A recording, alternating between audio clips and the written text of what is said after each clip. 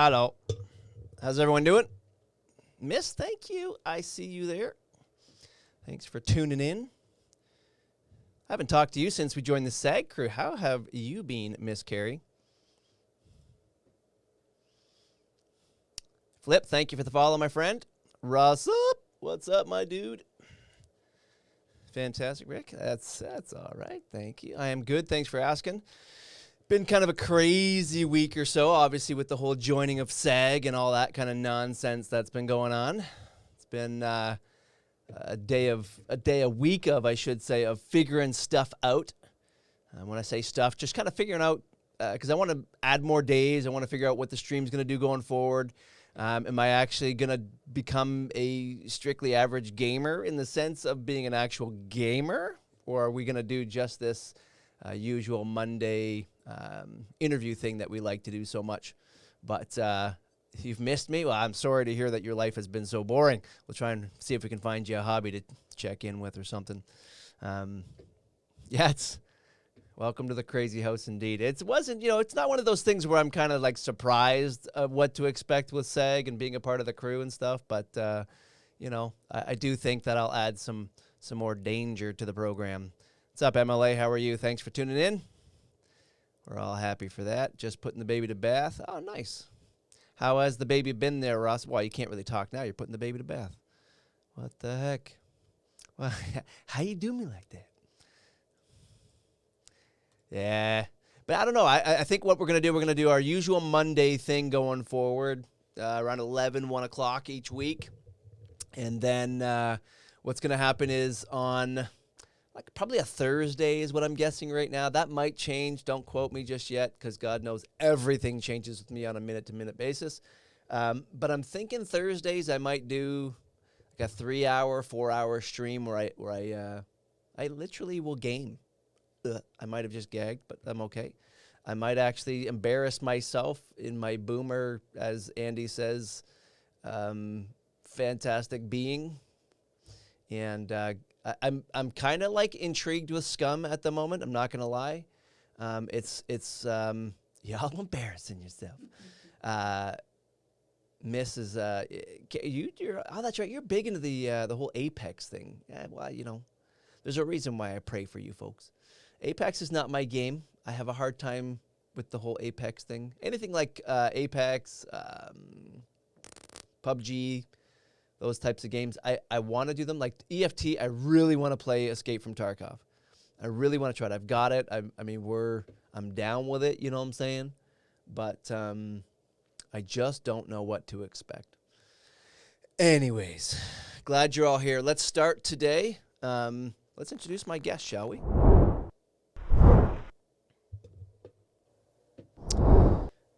Welcome to the stream, Miss Tina Grace. How are you? Thanks for having me. Let me know, guys, if you can hear Miss Grace or not. Yeah, can you hear me? Just say check, check. Duck. Hello. There she is. Yeah. I can convert you. Carrie, you will never convert me. I am unconvertible. Flip says, hi, Tina. How are you? Hello, Flip. Hello, Flip, my new buddy. So today we're going to talk a little bit about something that you're kind of into. Yeah. Yeah, pull the mic a little closer, kind of like me, right by your chin, kind of up. Yeah, there we go. Here. Now we'll all be able to hear you. Nice sweater. Yeah, it's all right. We got to rep the Andy Littleton a little bit. You know what I'm saying? We got to take care of the boys. So, Tina, you're not just some, sit at home, do nothing kind of girl. I mean, I am. Let's be real here. No, I still am that person. All right, fair enough. Everyone, first of all, everyone can hear Tina okay? I just want to make sure that we're good there. We're good? All right, we're good. Cool. So you do like to sit on, you're a bit of homebody like me? I am. Well, half and half. Right now, we really don't have a choice. Yeah, well, fair enough. I have enjoyed my Netflix shows and my Hulu shows. Yeah. But while I'm at home, I also am working a lot. Gotcha. What's up, Mega? I'm going to interrupt once in a while just to say hi to everybody who's come in. So in between sitting at home and doing something else, what are the something else's that you're currently doing? So are you a student right now? Are you not? I graduated right before we. So last spring or last spring. So it spring feels like 2020. Everything's been like 5 years. We literally just said that this morning on another stream that I'm a part of. Someone said, "Oh no, it was last year that you did X, Y, Z," and he goes, "What do you mean it was last year? That was last April." And we're like, "Yeah, it was last year, bro." It's been that kind of year. So this past May, I graduated from Spring Arbor University. What was your degree in? Business admin with a concentration in management. Management. You hear that, y'all? She gonna wreck you. So yeah, I'm a huge management business person myself. I mean, for those of you that don't know, I've had 7 technically, if you count Rise Above, of my own businesses. We count it. I'm about to take over another one. My father wants to retire, so I'm going to take over our family business, which is kind of cool. Yeah, that's pretty sweet. Yeah, I'm kind of really excited for that one. There's just something about, doing family stuff. I love that aspect of things.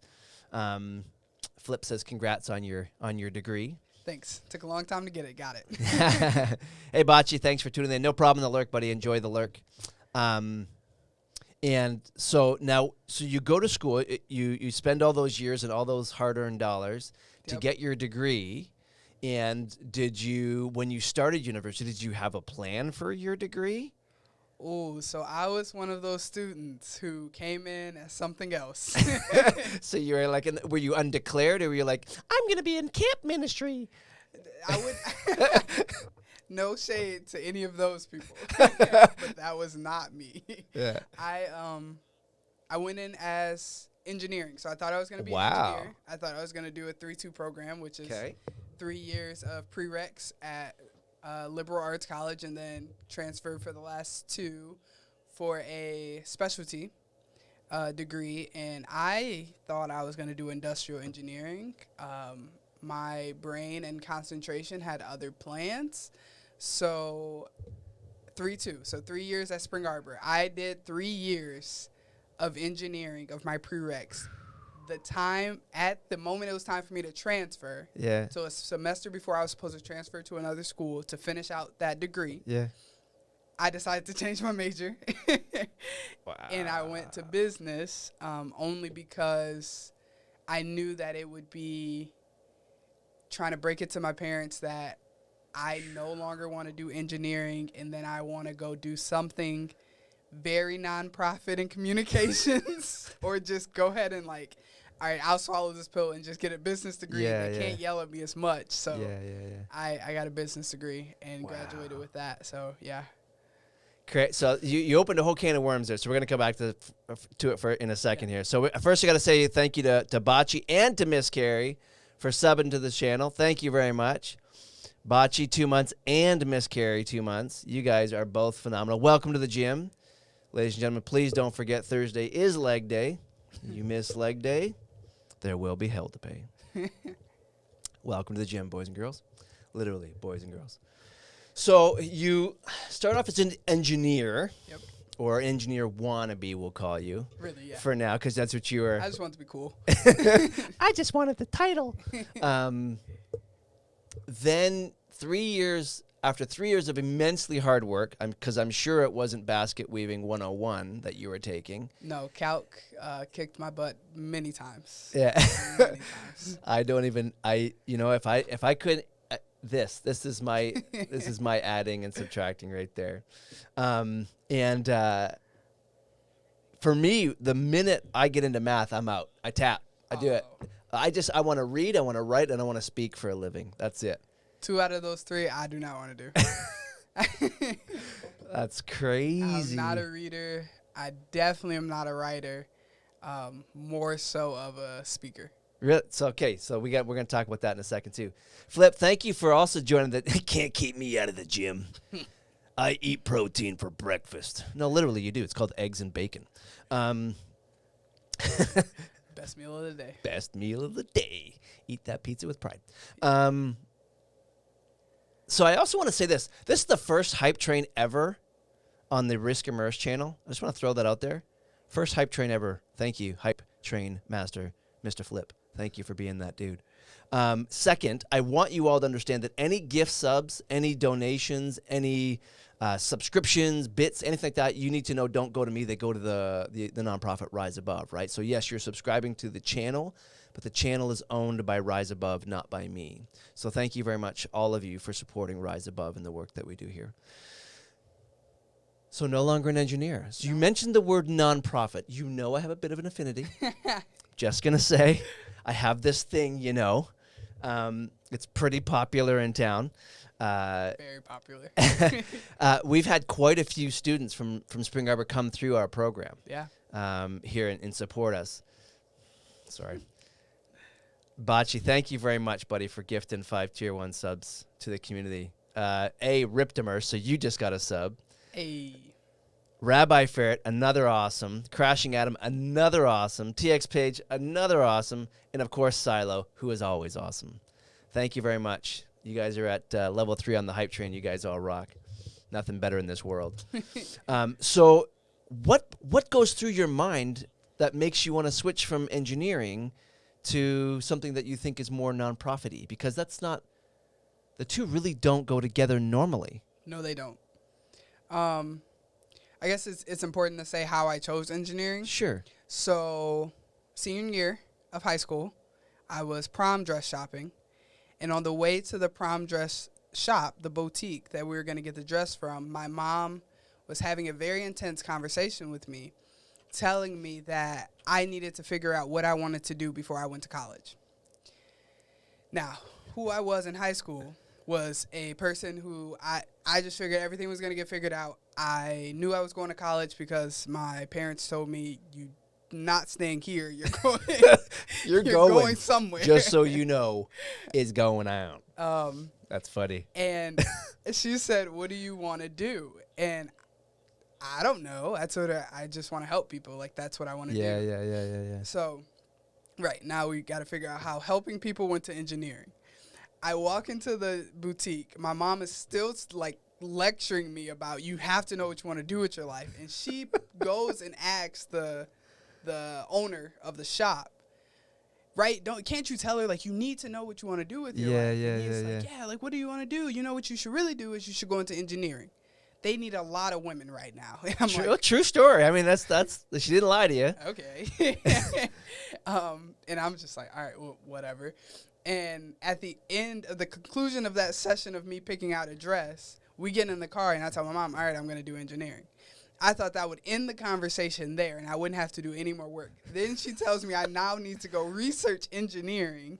Really? And once I researched it, I realized, well, I'm in love with cities. I'm in love with big cities. I'm in love with architect and, like, all of that stuff. And I said, oh, okay, so not only can I be rich, but I also can go live in this really big city and maybe even help design this really big city. Sure. So it was like, all right. That's awesome. That's what I'm going to go do.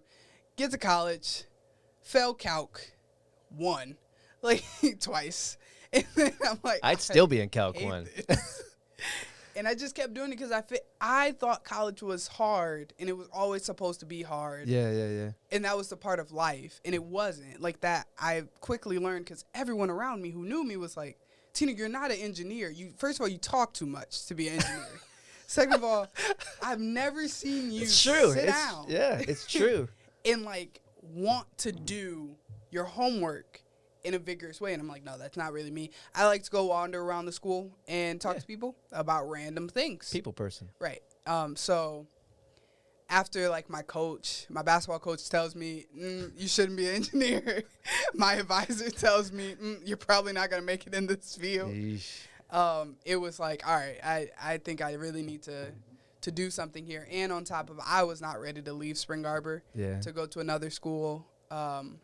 It made more sense for me to stay there because my community was there. Mm-hmm. So it's like, all right, I guess I got to switch my major. And I did it. And got a degree and is not really using my business degree. Mm-hmm. But I have it. I can say I did it. Yeah. And my parents are somewhat satisfied. All they care about is I have a job. Somewhat satisfied. And I'm working, Mom. Yep. That's awesome. Well, real quick here. I got to back up a couple seconds. Yeah. So Big Red just followed. Thank you. Bocce with the gifted subs. Miss Carrie gifts ones to Lindsay. Lindsay, welcome to the gym. Y'all know what that means. Lindsay, you and I got to talk too. I need to talk to you about a stinger. And Jamie with the host. Thank you, Jamie. Bocce with the gift sub to Rasa. You guys are on fire. And then Rasa with the 100 bits. Seems good. Tina is great. Tina is great. Thank you. Thank you. Yeah. She only gets better with time, so keep talking. Yeah, so you get this degree, but it doesn't really end there. There's something more that kind of is happening, and that's really what really kind of piqued my interest. I mean, we've met before, long before Rise Above, and when you were at SAU, we kind of bumped into each other a few times through some presentations and stuff that I did and whatnot. But you get your degree. Now, did this thing come up before the degree or after the degree? So this thing that I'm doing started last winter. So right before I was about to finish up. Right before you're kind of like what I did with Rise Above. Just enough to totally screw up you finishing well. Exactly. Because like, oh, look, a pretty flower. Oh, look over here now. It's for people like you and me, it's the worst thing to have happen because we're total squirrel people. Yeah. For sure. Something else to talk about? Missed a couple classes here and there. Yeah. For me, it when Rise Above became my focus, I went from, I had a 4.2 GPA going into my senior year. I graduated with a 3.3. That tells you what happened. Yeah. I didn't care what the paper was about. I didn't care what I was reading. I literally wrote every paper about the discipline and what I thought Rise Above should be. It turned into a business class for me. Literally everything was about explaining my business plan and my nonprofit idea that I had to help kids in Jackson. But that helps, though. It helped. It killed my GPA. Yeah, but look at where you are. I barely graduated, but it's just one of those things. So you have this. Now, was it something you read somewhere? Was it like this idea you had? Like, oh my gosh, I can do this thing. How did you hear about it? All right, so the program Bridging the Gap is actually... So everyone catch that, right? The program is called Bridging the Gap. Yes. It actually was a program founded by this guy named Simon Greer. Mm-hmm. He ran this program, which is a 3-week program with Michigan correctional officers and Jewish synagogue members in New York. Mm-hmm. And they spent 3 weeks together learning listening skills, how to have courageous conversations, and how to bridge the gap in their differences. Because if you think about it, Jewish synagogue members and Michigan correctional officers are very opposite people. Just in the right the assumptions of those two groups. And then he had this idea. He ran into some people who helped him formulate an idea to bring this program to the college. Mm-hmm. I think he had a partner. One of those Michigan correctional officers had a in with Spring Arbor University, and one of those synagogue members had an in with Oberlin College. So awesome. And that's next thing I knew. We always say it's not what you know, it's who you know. So that's why we talk about relationships all the time. Right, before I get into that, a Flip says structural engineering mixed with dentistry, bridging the gap. He says he loves it. So, FYI, great mix you got there. We always talk about the importance of relationships and how if you don't have good relationships, things that ordinarily would have come about won't come about. Yeah, it's just simply because people are like, I just don't want to. That Tina Grace girl, she's not. I'm not going to help her. Seriously. Yeah. And so it's so important that when we meet new people or we get involved with others, that we do our best, even if we don't get along with that person, we don't like that person, that you don't destroy the relationship, because you just never know when that person might need your help or otherwise. Yeah. In this case, that you might need their help in bridging that gap. Right, to another person. And that's such a great analogy for so many things. Like, don't even get me started. So, hey, Silo, what's going on? He is a kind and beautiful human being. And we're talking about Bocce. So they make this connection. They made the connection. They brought it to the campus last Right before our J term, so right before we left for Christmas break, Kevin Brown, who's a chief diversity officer at Spring Arbor, started working. Is he still there? Yes, he is. Yes, okay. Yep. He got connected with Simon, and along with a lot of people, they made it happen. They launched the program, a 3-week program on Spring Arbor's campus, and mixed with Oberlin students. And I was a part of that. I remember Kevin asking me, hey, there's this really cool opportunity. Do you want to do it? Yeah. Yes. Anything to. Maybe, yes. Yeah, what is it? And it's having courageous conversations, and it was a no-brainer for me. I love talking about the things nobody else wants to talk about. Like, how do you learn if you never talk about the things you don't know about? Absolutely. You don't know what you don't know until you start knowing about it. Yep. Really, though. And so we did that program, and I wasn't a great student. I remember we had to read a book for the class, and I did not read that book. But I definitely participated in the conversations that were being had, and I gave it my all. I was all in to the program, and then so I'm a panicker. When I realize I've waited too long to figure out something, I start to panic. And at that time in January is when the program started. I started to panic and thinking, like, I'm not going to have a job by the time I graduate. And this is before we knew that we were going to go into lockdown and the pandemic was going to come. But I was just like, how do you even know that, right? I was just like telling Kevin, like, Kevin, I do not think I'm going to have a job. And like, I can't go home and say I don't have a job. And, first world problems. But I was, he just kept telling me, he was like, just hone in on this program and then get to know Simon. So here's a different question. So let's pause there on the get to know Simon part, because that's a good pickup point. At any point during this, did you feel as though somebody was holding you back? Holding me back, what do you mean? Somebody was trying to stop you from doing the job that you were going for, because you were a young lady, because you were too young, because you didn't know enough, because you didn't have any nonprofit experience. Was there anything that somebody was saying to you, no, you shouldn't do that? No, because I was just doing a program, and this program was an academic class at that point. That's the easier way to put it. So this was a J-term class. And so I was just doing the class. I was just in the class like a normal student. It wasn't a normal program, but it was just as a normal student. So, no, it wasn't even a thought of going for a job. So I wasn't intentionally going for the job that I have. That just kind of happened. 3 days after I turned in my last assignment, I get an email from Simon and Kevin saying, hey, once again, we have this opportunity, and we think you'll be a great fit for it. I didn't even know that position even existed. It's such a small program, and it was only, like, on the team of who's running this program is Simon, Corey, and then Kevin came along with them. And that's it. So I'm like, it's not even a job. Like, I would love to work with them. But it was not a position. And I'll tell you why I ask you that question. When Veronica and I, who you know Veronica, obviously,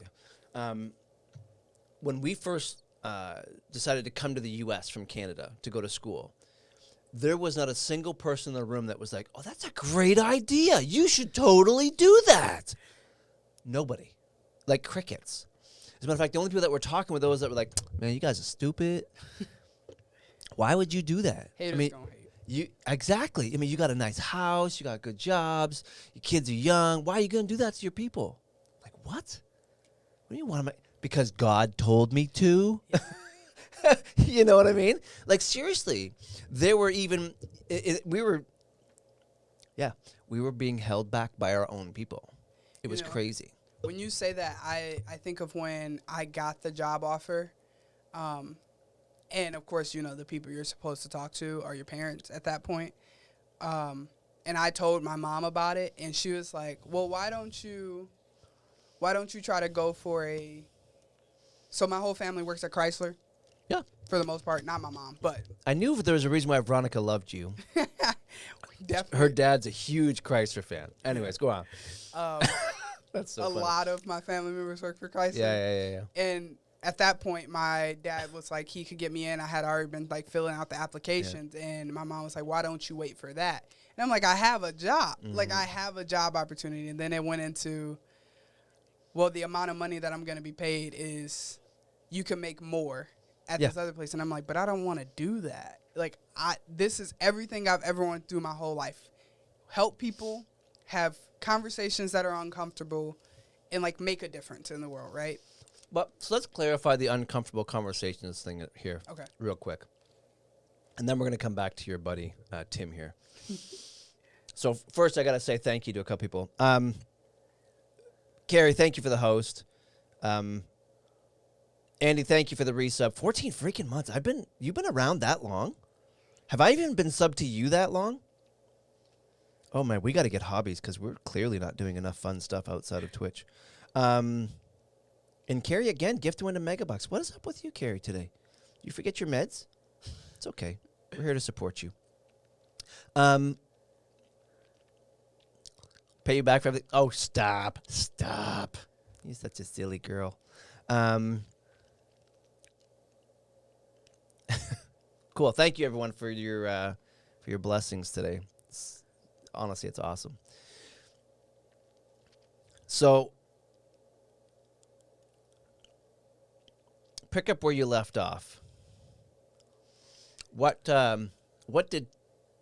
this Tim character, and how does he play into all this? Simon, sorry. Yeah. Well, I got Tim on my mind. So Simon is he's the founder of the project. Like, if Simon, so you meet this guy? Yeah. So he facilitated the program. So he was like our teacher last January, and he ran the program. He taught us the listening skills. Courageous conversation is his thing. Like, that's his thing. And him partnering with Spring Arbor and Oberlin to make it happen on our campuses, he chose how he chose the Jewish synagogue and the Mishkan corrections officers, right? They're different. Yeah. It worked perfectly having Spring Arbor, a conservative Christian college, and Oberlin, a progressive liberal college, come together and do this program, because these are stereotypically differences. Like, people like this don't interact, they don't talk to each other. And and what ended up happening was we spent 3 weeks learning how to have these conversations, learning how to bridge these gaps. And on top of that, we created a criminal justice reform policy with us two colleges. So us students from these two different we would say worldly different political views came together and created a reform policy that was incorporating of both ideas. Gotcha. So yeah, let's back up then, because that was one of the other point I was making before we got onto Simon. The idea of having difficult conversations with people, or having uncomfortable conversations. That doesn't mean we just get to piss people off. Right. Don't right. Do So it's the point of having difficult conversations is to bring about restoration, peace, and or understanding. Right. So people still might walk away angry, right, or uncomfortable at the end of it, but it isn't done just to create uncomfortableness or to upset somebody. Right. Ultimately, the goal is to educate, restore, or to bring about some form of peace. Fair? It's more so just an understanding of each other, you know? Yeah. And we can have big ideal differences and still be friends. And I think that's the point where a lot of people miss that. They miss that point where it's like, oh, we have differences. I mean, we can probably get along, but do we ever further that conversation? You know what I mean? Especially in a time where we're so divided. It's so important. Wait, we're divided? Oh, my gosh. I didn't know. I didn't notice. Any of you notice? I didn't notice. So it's just like bringing that common understanding so that we can work together no matter what that is, and we can respect each other's differences and still be curious in that. Curiosity. You have to say curiosity killed the cat, right? Yeah, I say it all the time. That's too funny. If I was the cat, I'd already be going. I'd be dead a long time ago. So bridging the gap is what? Give me like the mantra. What does it do? What does it not do? What does it solve? What is it as a nonprofit? The gap is, what does it solve? See, this is so difficult for me because so many people ask, like, Tina, what do you do? Yeah. And I tell them I work for Bridging the Gap, and it's like 20 minutes later, I'm still explaining what Bridging the Gap is. Yeah. But it's really where the bridge builders become the heroes of the story, where we in society always focus on the differences. We focus on the bridges to build and to have courageous conversations and to have those through listening, the art of listening, and understanding of one another. I think that's what I'm gonna understanding one another. So understanding that, you know, like I said before, just you can have a different perspective, you can have a different view, but the curiosity killed the cat. Being curious about understanding why somebody believes what they believe, why they hold dear the values that they hold dear to themselves. Mm-hmm. So then that you humanize somebody, you know, instead of just, you're not a political title. So wait a second, we're not supposed to identify each other by left, right? I don't think you should. Can be. I can't hold biases against you just because you believe a certain way, and listen, you can do whatever you want. Let's have a difficult conversation here. You know, let's do that. I think that realistically, yes, we identify each other by, because we're in the middle of it right now. Let's be honest with each other. Man, red, blue, like it's there. Mm-hmm. But we also forget to humanize each other too, and especially in the last couple weeks that we've all endured together, even more so closely than before, because we are all sitting in front of the TV at home. We ain't got nothing else to do, you know? Yeah. It's easy to get lost in, like, you're red, you're blue. I don't mess with you because you're blue. I don't mess with you because you're red. It's harder to have a conversation about why they believe what they believe, and then even harder to acknowledge the fact that, wow, we have more things in common than we thought we did. You know, and finding that common ground is very important because that's how you can get things done. You know, the thoughts of, if we're so divided, how we're ever going to get things done, that's real. If we stop being so divided and divisive with everything that we do and everything that we see on TV, then we probably can get a lot more done. Like, even in your own lives, there's nothing wrong with having people who are different from you. And they tell you in grade school, right? You love everybody the same. You can do that now still as adults. I would use Michigan State and Michigan because, you know. Yeah. That happens. Easy picking. Right. No, I may not like yeah. one side or the other, but that's just that it goes beyond that. Because my sister or brother could be the opposing team, but that doesn't mean that we're still not blood, you know? And in this case, I my own beliefs is I believe that we're all brothers and sisters. So it's easier to stop trying to fight each other. And it's harder to actually try to understand why it is you believe what you believe and realize, okay, you can believe the sky is blue for all I care. I can believe the sky is purple. We can still be best friends. Yeah. I have a saying that I use quite a bit. It's you can laugh or you can cry, but crying gets old real fast. Yeah. You know, so I always go out of my way to befriend everybody, and, you know, it's just crazy to me. Andy, can you do me a favor if you got a second, man? Can you figure out why the heck, I almost swore, I was so angry with this, why the heck Streamlabs keeps timing out people for nonsensical words that really aren't offensive in any sort of way? Please, if you have 2 seconds, man. And it is a lovely hoodie. Thank you, Andy. And I apologize. I don't know if Tina is aware of a game called Siege, but that is a great use of time rather than TV. So I don't know if you've ever heard of Rainbow Six Siege. No.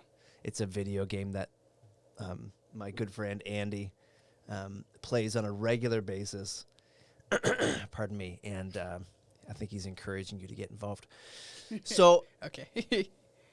the next logical question in this for me then, as my mind says, okay, I want to know why you're doing this, right? Yeah. So what's the population you're serving? Who is it that when I say I work for Bridging the Gap, this nonprofit that helps people? Well, what people? Who are the people that you're seeing come through your door or bump into you as you go about doing the thing that you do every day? The most simplest way to say that is everybody. Because we right now we are... So you don't serve a specific population necessarily. Right. So the program isn't geared towards... See, that's a little hard. Okay, so let me back up. Yeah. I would say right now we're serving the college campus population because we've expanded. At Spring Arbor specifically, or just in general? So we've expanded. We were at Spring Arbor and Oberlin. Yeah. We're still at Spring Arbor, Oberlin. We threw in another pair with them. Another school with them. So now they have 3 schools. We're also working with another 2 pair out of Minnesota. And then this spring we'll be working with another pair of schools from New York. So we are gearing towards higher education right now. I think is a simple way to put that. Makes sense. Get them while they're young. What, younger? Yeah. I've met a lot of college students that you're not going to change their mind on much, but, So what are your biggest challenges that you're facing? So you started this thing essentially at Spring Arbor. So Simon started it. I'm just a helper. Okay, well, I think that but you started with Simon, did you not? I'm not on his original team, no. I was a participant. So... Okay. He started this whole thing, him and Corey and a couple other people. Yeah. And our biggest challenges right now in the expansion process, that's where I jump in. After I graduated, I got involved in it. And the expansion project, our biggest struggle, I would say, is minuscule. It's just the struggle everybody is facing right now is that this was meant to be an in-person program. Yeah. This was meant to be an immersive 3 weeks in-person, face-to-face program, and that's where my impact came from. Now we're moving to virtual because of the pandemic, and although it's been difficult because things change so rapidly, like we 1 minute think we're going to do half in person, then the governor shuts this down, and it's like, okay, well, that's... Just tell me what I can do already, Yeah, and so moving and navigating through those waters has been a little difficult, but... all in all, honestly, as we prepare for this January, I think that we're very, very close to making this become a reality and making the experience not lack. Yeah. So making sure that it's still a very immersive, life-changing experience. Sure. So.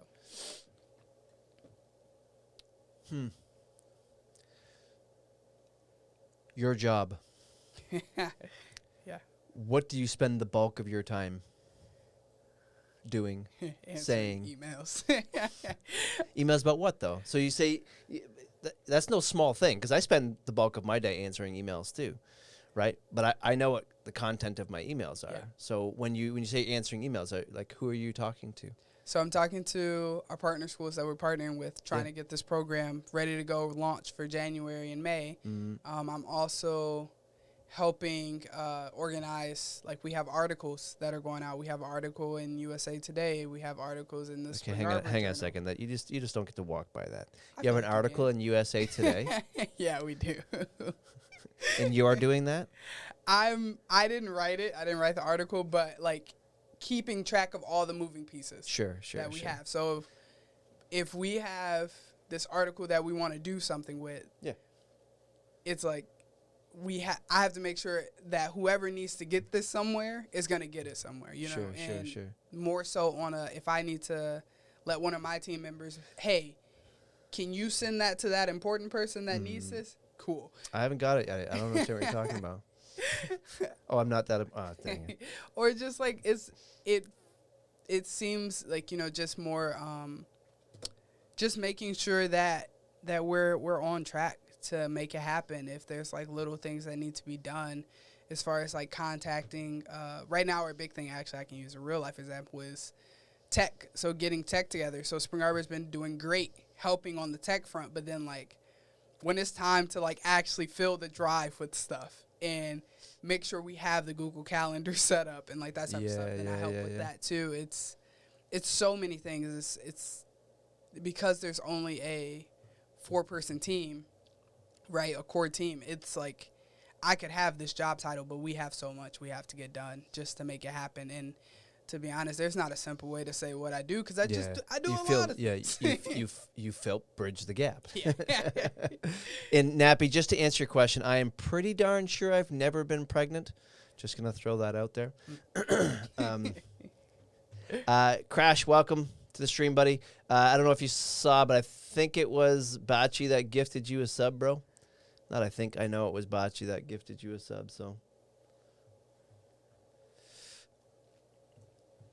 Just an FYI. Yeah, because, I mean, I can tell you it's no small task getting involved with a startup of any sort. Yeah. Having done it a number of times. And I think one of the hardest things for me to start up was a nonprofit. Nonprofits are, businesses, for the most part, you can get away with some level of having strangers as customers. Yeah. You know what I mean? You can survive. You don't need a bunch of relationships. You just need your initial investment. You need to get your product. You need to just open your whatever, and then the customers come in, right? Yep. Nonprofits require a lot more back-end work. Yeah. In the sense, and I'm not talking about squats. You know, I mean, you really have to have done your homework ahead of times to again use the word, to bridge the gap relationally with those people in the community who will ultimately support you. Yeah. Whether it be financially support you with tech like SAU is doing, support you with just whatever, and also support you relationally, i.e. those people who are going to talk about you behind your back. Yeah. Because I'll be honest, without those people, you don't exist. You really don't. Because you don't want to have to go and beg for donations, right? You want people to say, "Oh yeah, that bridging gap, that thing's that I heard about that from so and so down the street there. We were out having the barbecue, and we wouldn't have that in 2020, but last year, you know what I mean? Barbecue. Yeah, and the reality is, people want to give to things that they're passionate about, yeah, or that they feel as though they've independently made a decision to give to. Very few people will begrudgingly go, you know, whatever, here's $5, get lost, you know? And if they do, it'll be $5 and they'll get lost. Yeah. You know, what you want are people who are like, I love that thing. And I want to make sure that thing never goes away. Yeah. And that's been one of the blessings of Rise Above is, you know, since day one, we've had the moniker, never make money the issue. Just focus on doing the right thing every day, the money will come, period. That whether personally or professionally, we've just said that that's just going to be our thing. We're never going to, you know, I don't beg for subscriptions and stuff to the channel. People give outwardly because they know what Rise Above is and they want to support that. They don't, it's not because they want to come see me. Hell no, it ain't because of that. You know, they're here for you and not for me. But the reality is the donors that I have at Rise Above, I have because they have consciously decided, I want to give some money to Rise Above today. Not to Neil, not to, you know, because people have very often said to me, man, you're really passionate. You can tell that you're really passionate about what you do. But that only, it's like church, you know, that only gets people excited for so long. And then after a while, you either got to have it or you don't, you know. That kind of the warm and fuzzy wears off, you know, if you don't get into it. So it's the same thing for you. I mean, whether it's Simon that's out making the relationships to bring the money in or whatever the case is, every one of the team members, including you, has a part to play in keeping and maintaining and encouraging others to come in relationally as well and become a future donor. This is what I say to my staff here all the time. Why am I the only one fundraising? Right. Yeah. You have a circle of friends that love you to death, right? You got Veronica downstairs. So you know, you have a circle of friends that love you to death. It should be an easy conversation for you to say, Mom, Dad, aunt, uncle, friend, so-and-so, have you heard about what I do? It's awesome. Yeah. You know, and just tell them your story. Be passionate with them, and they'll go, wow. she's kind of excited about this thing. Maybe I should support her. Yeah. Whether it's $50 or $20 or 20 million, you never know. You never know. Yeah, you never know who's going to hit the lotto next. I always say, you know, and it's happened twice since Rise Above started, where I just had a flippant conversation with somebody. You know, we're out somewhere doing whatever, and I bump into somebody that I knew. Oh, hey, what have you been up to lately? Oh, you know, I do this. And I just really quickly just pass it off just because I'm like, okay, I don't want to talk about work, you know, whatever. And I say, oh, yeah, I do this Rise Above thing. You know, we help kids in town. It's pretty awesome, whatever the case is. I hope you have a great barbecue. See you later. Bye-bye. No. Anyway, we go. Twice now, those really quick, flippant conversations where I'm like, I just don't have time, turned into massive donations for me. Because they go, wow, I didn't hear about it. I didn't know that even existed. That's cool that Neil's doing that. And then they go, you know who, I know someone that would love to. And then 2 conversations later, they're reaching out to some business owner that I've never met before. And I'm getting a phone call from them again saying, hey, Neil, after that little conversation we had on the street the other day, I talked to so-and-so. They really want to talk to you. Here's their number. And I'm like, what? Now I feel like an arse because I was just being, you know, flippant about it. And so, yeah, but that's my kind of like half advice to you about this idea of relationships and telling your story. Never be afraid to tell your story. B, know your story. Yeah. Right? You're not your elevator speech so much as your testimony. And always assume that the person you're talking to is going to be your next biggest donor. Yeah.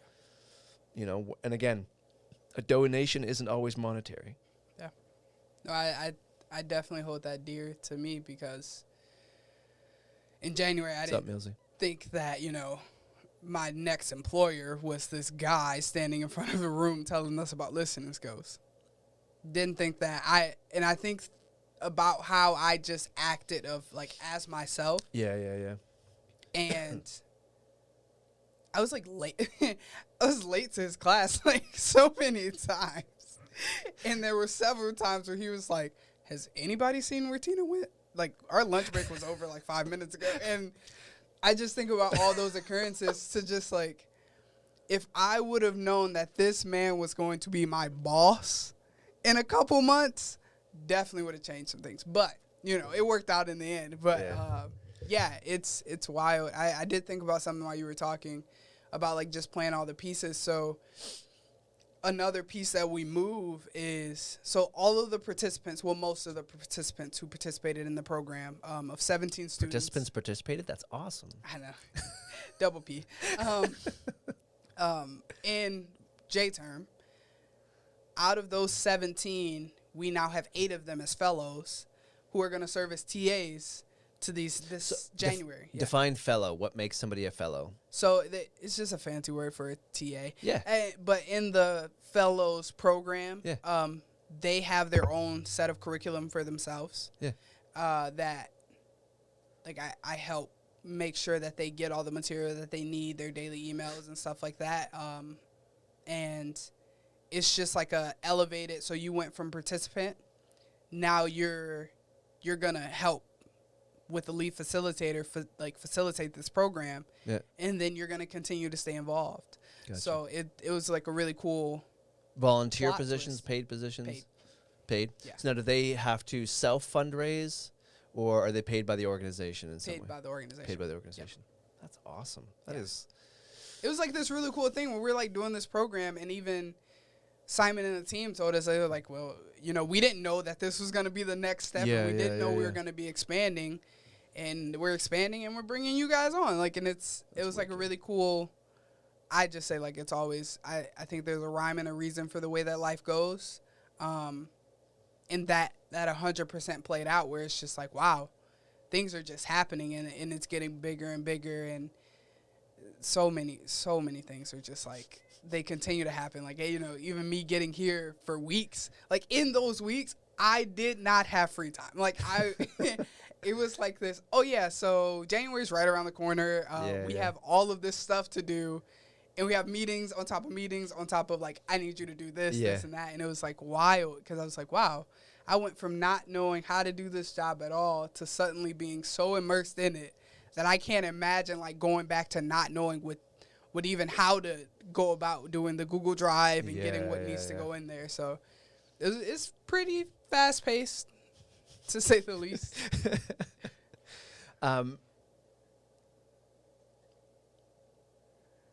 Back up a year and a half ago, 2 years ago. Okay.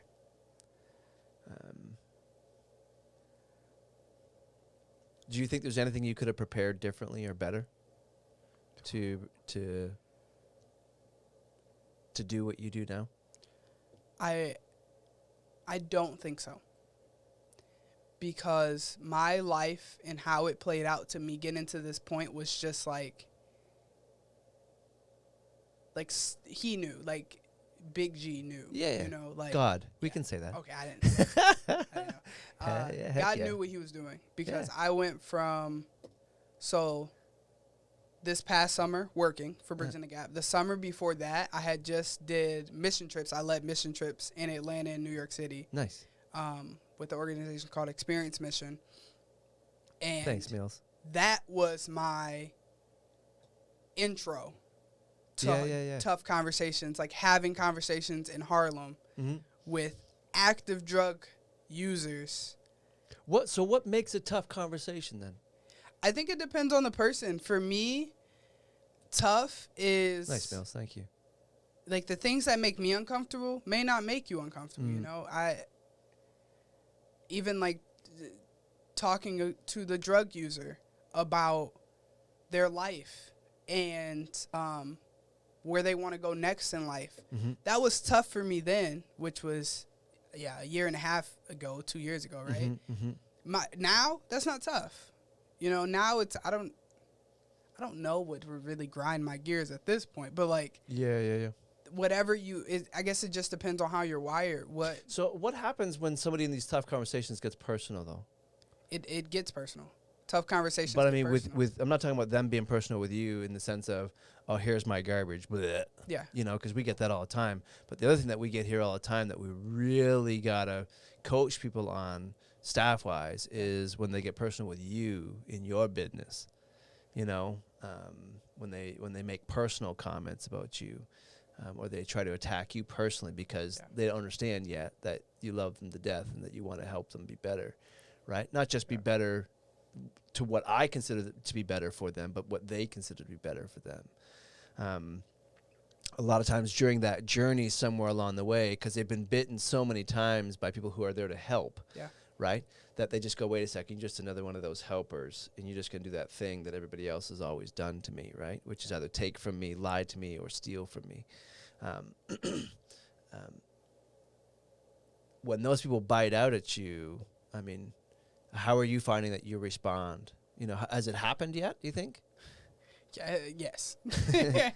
Yes, it has happened. That's a tough question. I don't necessarily expect you to have the answer, but I'm just curious about how you feel you've responded and if you've done good or if there's something that you can do better. I don't think I've done great. Definitely still a work in progress myself, but to reflect on times where that has happened, you have to do the work of, if something hurts me deeply, if someone says something that cuts me really deep, it's my job then to, why did that cut me so deep? Why did that hurt so bad when this person who out of anger spewed something to me? Why did that cut me so deep? Is it because it's true? Or is it because it's something that you just haven't dealt with over the years that maybe it's time for you to actually deal with it? I would throw a third thing in there for you. Yeah. Maybe it's also just because you care about that person so much that it just hurt you that they said something mean to you. Maybe. Even though you just met that person, you care about them so deeply. I think that's the biggest thing here for us. If someone wants to call me old and a boomer, Andy, I could be offended if I want to, but I just care for Andy so much. I'm not going to let his filth get on me. You know what I mean? Yeah. But it does. You know, the reality is, all joking aside, the reality is sometimes our kids say something to attack us, and it hurts, not because I'm like, reality check, maybe I am a boomer, you know? Or, hey, maybe I'm not as whatever as I thought I was, cool, or I don't know what you call me. Definitely wouldn't be calling me cool, I'll tell you that. But what it has done every time is I'm like, I just stop and go, man, I wish you could just see my heart right now. I really wish you could just understand what I want for you. Yeah. You know, and I use the term, this idea of fall on a sword for you. There are very few people that I've met where I'm like, I ain't falling on a sword for you, buddy. You know what I mean? But I tell you, 99% of people that I know in this world and I've met and I've spent any amount of time with, I'm like, dude, we're going to battle together. You know what I mean? And I will absolutely be your trench mate for life. Let's go, you know? And I think anybody that gets to know me long enough and well enough knows that it's a hard deal to get rid of me.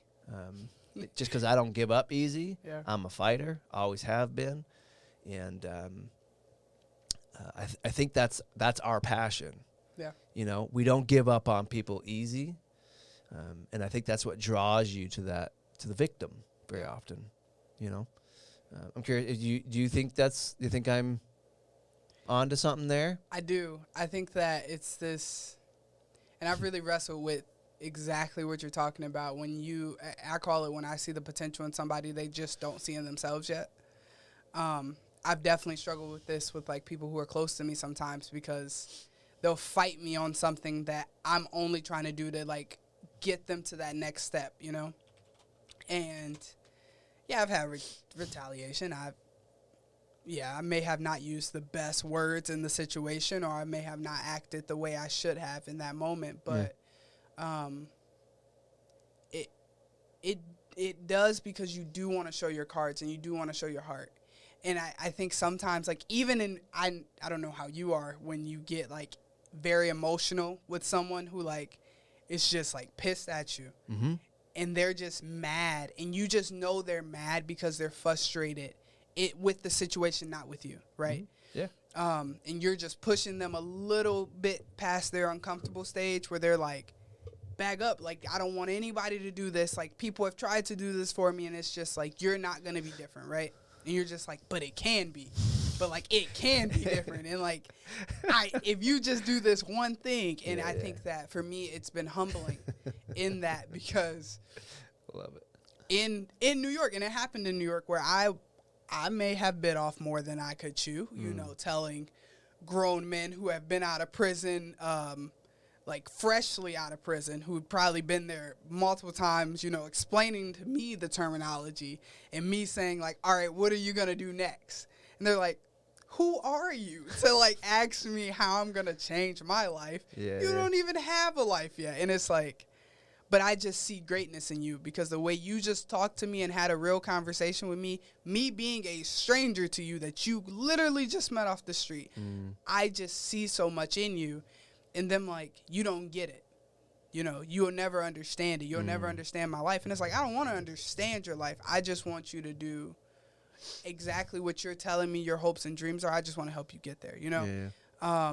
And I've had to humble myself to say, like, I don't know all the answers to this person's life and all the answers to their problems, but just because they spit fire back at me doesn't mean that I'm going to give up trying to help them get to where they want to be. And I think it's always a check of, am I pushing this because I want them to be something, or am I pushing this because they want to be it, they just need help getting there? Yeah.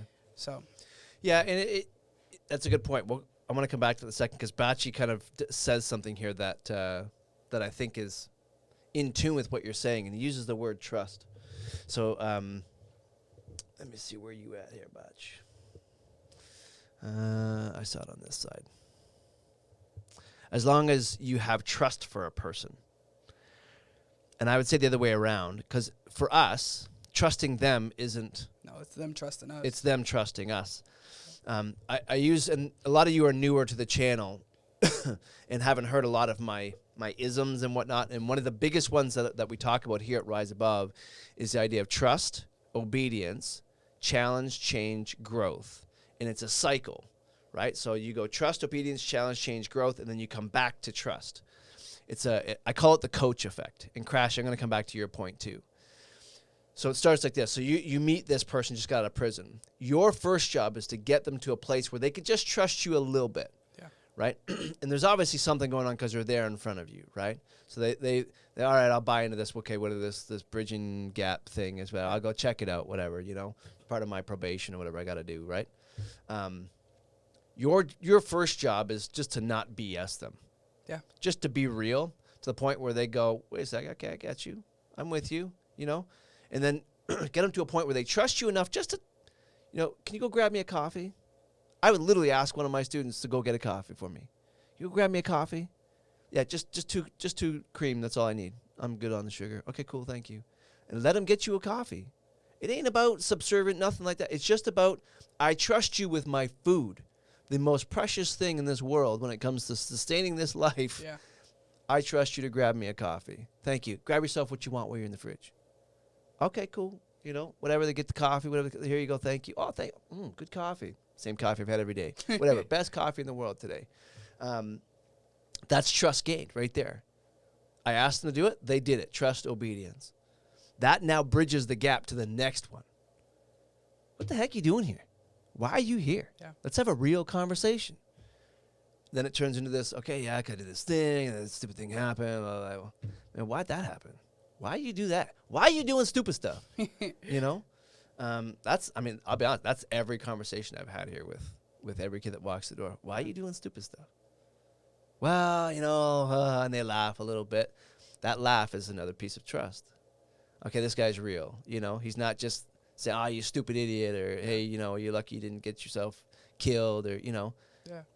I've done stupid stuff too. I just didn't get caught. Yes. Straight up. I just didn't get caught. You know what I mean? Don't tell war stories, but at the same time, share stories. I didn't get caught, but I learned something that day. I learned blah, blah, blah, blah. Okay, this guy's real. He's done some stupid stuff too. He's with me. Didn't get caught, but I get it, Mind you, I have gotten caught, but I've been there as well. Then walk them through this journey of trust, obedience, challenge. What would stop you from doing something different? What if instead of next time you did that, you did this other thing? Or just show up here every day. I'll be here. Just show up every day. Let me walk with you for a bit. Okay, whatever. And then just you walk them through a week of perfect attendance. Walk them through a month of meetings, whatever that thing is. And and that just them showing up every day and encouraging them. That, wow, man, thank you very much. Yeah, you got me a coffee last time. I'm buying this one, and you run over and you grab a coffee from the coffee machine, whatever the case is. And over a month, whatever, you go from trust to obedience, challenge, and then you start changing things. Suddenly, I'm like, dude, you've been here every week. What have you been bumping out of your life that you've been showing up here every week? Because God knows you ain't doing that thing that you were doing before when you were out being a hood rat every week. Yeah. You know what I mean? Or when you're gangbanging or when you're doing drugs. Or there's 8 hours of your life that you ain't doing that thing no more. Well, and they laugh a little bit because they're embarrassed to kind of tell you they're doing the right thing, or maybe they're still doing it, just maybe not to the extent they were before, or, because my goal is to bump another relationship out. I want to replace somebody. Yeah. Right? Because I know I'm healthier. Right? And then over time, we go from trust, obedience, challenging somebody in what they think they know, to starting to change some things. Then suddenly you grow them into something like, man, I didn't know I could do that. Man, it's been 2 weeks since I've done X, Y, Z. I did not think, you're the first person that's ever helped me do that. That might take them 2 weeks to get there. It might take them 2 years to get there. Yeah. Point is, you're journeying with that person. I'm telling you, it doesn't matter how old you are, or how young you are, how experienced you are, how many degrees you got. What matters is that you show up every day and don't flip the agenda. Yeah. Especially for what you're doing. Show up every day. No preconceived notion. I'm just going to journey with so-and-so today. I'm going to be real with you, as you started saying. Yeah. I'm going to have a real conversation with you. I am not going to pretend to be something I am not. I am broken just like you, right? We know that, you and I. And if I can get you through this process to the point where I get you to grow into something you never thought was possible, something your mom or your dad your friends never thought was possible, you know what crazy thing happens? They come back to you over here and they go, what the hell else you got for me? What else can you show me? And that's when the conversation about, I know this guy, he's got this company. I'd love to help you get a job. Yeah. Yeah, it's entry level, man, but I'm telling you, you stick it out for another month, you build some trust with him, you listen to what he says, you do his thing, you show up every day, he's going to challenge you, he's going to get you to do other things. And suddenly you're going to be the CEO of a company and doing things you never thought was possible. It's the coach effect. It's the exact same thing coaches do to their players all the time. Yeah, that's what that made me think about when I was playing basketball, how I came in thinking I had a whole nother agenda playing college basketball than my coach had for me. And he did. He changed my life on a whole different scale. What's the first thing coach does to you when you say, no, coach, I'm going to do this other thing? Oh, well, he told me I have commitment. you have commitment issues. There's not a consistency and commitment. He's like, no, and he was my coach at SAU. He was very, he knew how to get to me, he knew that he just kind of had to tell me to do something. Yeah. And that was it. Like, I had But you have choice. No option but to trust coach. You're either here because you believe what I'm saying to you, or you don't. Because if you don't listen to me, you don't trust me enough to listen to me, you're running laps first. Ooh, yeah. Sprints, not my fave. But even when you listen to what coach says, he's still going to make you run laps because he's going to challenge you. You ran 4 yesterday, we're running 5 today. Yeah. Right? Oh, look at that. You could only run 4.5 yesterday. Well, you ran 5 today. Something must have changed. Yeah. And suddenly you went from shooting 3-pointers, 25% of the time, to now my 3-point range is, I'm a little farther out. I don't have to guard the run guard. I'm draining. You know what I'm saying to you? Yeah. That is the epitome of coach effect. And then what do? So this is the true story. And Carrie, I love you. Kiddo, this is, it's what this whole group does, right? It's not just the risk immerse thing. It's just, this is what we all do for each other all the time. We support each other, have difficult conversations, talk each other through difficult times. The crazy thing is, Theron, my son, and my other son, Asher, play soccer. And I've told this on stream before, but a good story for you to epitomize the coach effect. Sometimes the people closest to the people you want to help will come to you and say, I've been doing this thing. And you're like, wow, that sounds really similar to what I'm going to be doing. Ooh, I might not do this. Don't let it sway you. Because sometimes it takes a coach to walk into someone's life for them to hear. Because you can't hear it from mom and dad sometimes. Because mom and dad are always the one telling you, you got to change things. You got to be better, blah, blah, blah. You know what I mean? You got to get an engineering degree. You know what I mean? And so for years, my oldest son played soccer. I even coached him twice on 2 different teams. Right? And I say to my son, man, okay, boy, all you got to do, you got to get that ball. You got to deke this way. You got to deke that way. And when you get in front of the net, you kick here. I says, goal every time. Yeah, Dad, whatever. Yeah, Dad. No, seriously. And for years, okay, when you get the ball, you receive it this way, cut across here, kick the ball here, score that way. It's goal every time. Yeah, Dad. I swear to you, when we moved here from Canada, his first coach that he had here, he comes screaming home from practice one day. Dad, you're never going to guess. Coach, I went to coach. He told me this thing. He said, if I just get the ball and I go this way and I go this way and I kick the ball this way, I score every time. And I did it in practice and it worked. And I'm like, you're kidding me, right? Because I've been telling you that every day for the past 17 years. The reality is sometimes it takes somebody different. Yeah. And for you, remind yourself every time you're having this conversation, yes, they probably heard this before, but I'm somebody different. I'm not the same nagging voice that they've heard before. I have to be somebody different. And that's where you have to trust yourself and be obedient to what you know is true. Yeah. Right? Challenge yourself to talk to those people in ways that you never thought you could. Right? Because you're stretching a little bit. You are. Straight up you are. Right? And you're changing and growing yourself along with. Because the guy was partly right. You're young. You're not that young, but you still have a little bit of the new car smell left. You know what I'm saying? But there's a reality to everyone's journey that you have to start in a place of trust. You have to believe first in them and then in yourself and then in them. Yeah. Right? I'm going to give you something else. And you can take this. You can sell these if you want to. Just give me a little shout out or something. No, I'm just kidding. Relationships. So what you do for a living is build and sell relationships. Yeah. Well, it's like It's like a guide to better your relationship. Yeah. How about that? Sure. But I would challenge you a little bit on that to say that your job is not just about going to somebody and saying, hey, this is how you can make relationships better. Your job is to yourself. In order to do that with somebody, you have to start a relationship with them. Yeah.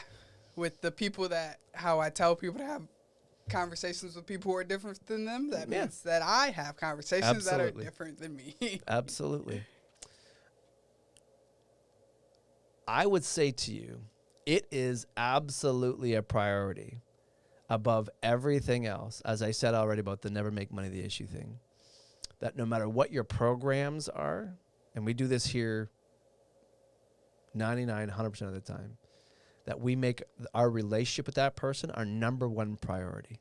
Yeah. Because if it's not, what's up, Jam Sacks? If it's not, they will sniff you out a mile away as just another player. Another phony that's come up, and you just can be gone like everybody else. You're gonna come in here, you can be here for a week or two, and you'll be gone just like everybody else. Yeah. Your job is to convince them that you are there for them. Relationships are first. My number one priority is that, are you okay today? We're good? All right, let's figure out what the next step is. You're not good? Okay, forget about the other stuff. What can I do to make you okay today? That's the epitome of relationships. Right? Boyfriend, girlfriend, husband, wife, cousins, brothers, whatever it is, that's our give and take relationally. Yeah. Right? Once you've established that, your next goal is to ensure that you're treating everybody as an individual. Yeah. I can't treat you the same way I'm going to treat a student downstairs or my wife, because I would get in trouble, or Nick or whomever, right? I have to talk to you the way you need to be talked to. I need to know your personality, your love language, maybe what makes you smile, right? What things you don't want to hear, what is going to be a trigger for you, and that's where investing some time into your life and understanding your past hurts and missed wants and things of that nature would be helpful, right? And we talk about that all the time on stream about how, what makes me decide when to send a kid home and when not to send a kid home, right? And knowing those personal details helps a lot. Yeah, we definitely that's one of our steps in the program is figure out what the other, whatever other you're talking to, figure out what makes them tick. Because once you figure out what makes them tick, then you know what you can navigate and how you can navigate. That what makes them tick is their love language, right? Yeah, the opposite. The thing that makes them want to curl up in a ball, But it definitely is. It's what gets them heated in a conversation, and what's gonna make them be the most defensive you've ever seen, and that's the tick. So if my tick is, and this is true. This is true. I hate gum. I hate gum with a passion, and I hate mint gum especially. So like all of my friends know that if they want me to listen to them, they shouldn't come into my personal bubble with chewing mint gum, because I can't deal. I can't focus on what they're saying. I'm just I need you to get the smell and the sound out of my personal bubble, and knowing that they know if they have something important to tell me, they know that they're not going to have mint gum in their mouth when it's time to tell me that. Mm-hmm. So, it's... A big thing at my house right now will be at dinner with the boys. And invariably, one or the other will start just going as they're what the hell is this game that we're playing now? It's supposedly some not me. It's a meme or something. It's like I don't know what the hell it is. TikTok? It's got to be something like that, where I can't hear you, and they just and suddenly they're doing this mouth thing. It's like they wonder why they get spanked. I don't spank a 21-year-old. Punch the crap out of him. No.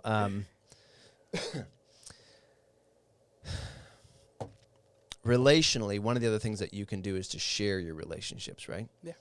So, and I think that's probably part of your program to some extent, is to bring other people into their lives and to do things like that. Yeah, it's definitely. So it's like it's a train effect. So I've hopped on to the train. Yeah. My friends and stuff are now invested. they always ask, okay, I know Tina's going to tell me if I see this political post that you shouldn't just respond out of anger.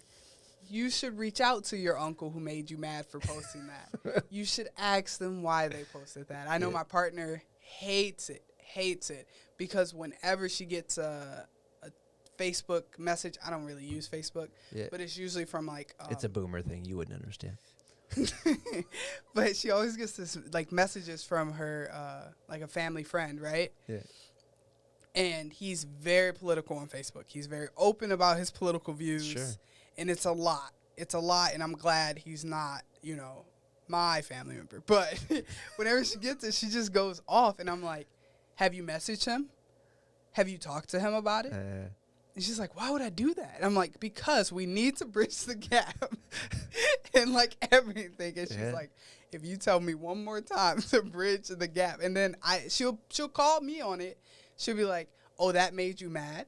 Have you reached out to that person? Have you bridged the gap? And I'll do it. And it may not be the most comfortable, situation or, place I put myself in. But I've learned more. Like, over these last couple weeks of just having conversations from people I know think differently about the results that have happened. I've learned so much more in how to interact with people, because before it's like, I don't want to talk to you. I know what my job is, but I don't want to talk to you. I don't want to see you. This is just too much. It's like, I feel like, teams, it's sensitive. It's a sensitive time. Just give me some time. Yeah. And instead, it's just been like having these conversations. I've learned why people feel the way they feel. Not everybody. I still think some people are nuts on both sides. But the people who are in my surrounding circle. There are definitely those who are more educated than others. Let's say that. Yeah. And less educated. Yeah. But like, you know what I mean? Yeah. I've just figured out, like, wow, this is like truly something that's worth doing. And now that my circle is now out there bridging gaps, and the TA circle are now out there bridging gaps, and everybody who's come in contact with us are like, all right, my first reaction shouldn't be to shut this person out. We're expanding that, we're expanding that process. And, I always say on the calls is, I think we're going to make a world a better place. I really think that this is going to make the world a better place, because it'll help really engage more conversations with people and hopefully get more stuff done versus just bickering about it. So is there a duration for the program? Is there like an end goal, like where, Johnny's in the program for a year, or is Johnny, you're a month, or is it just once you're in until you decide to be out? So it's neither. It's neither of the two, because the program itself is 3 weeks. Yeah. Right now we have it in January. We're running it January 5th through January 22nd, just on the campuses that we have already paired with. Yeah. And then in May we're running it again with the 2 campus pairs that we've done. That's the program. Now, the engagement that you have with Bridging the Gap itself, that's the part where it's like, this is something that you don't have to wait for another program to happen. You can just go do it. I think the end goal is to have this be a permanent class on campuses, because it should be a required class to graduate. And on Spring Arbor, that it's now a class that they have that's in substitute of their cross-cultural programs and stuff. It's like that. Yeah. But even for our TAs, I don't think it was a thought of how long we were going to have them in the program. Right now, their program for a TA or their fellows program lasts until the end of May, when we're done and we won't need TAs then for that season.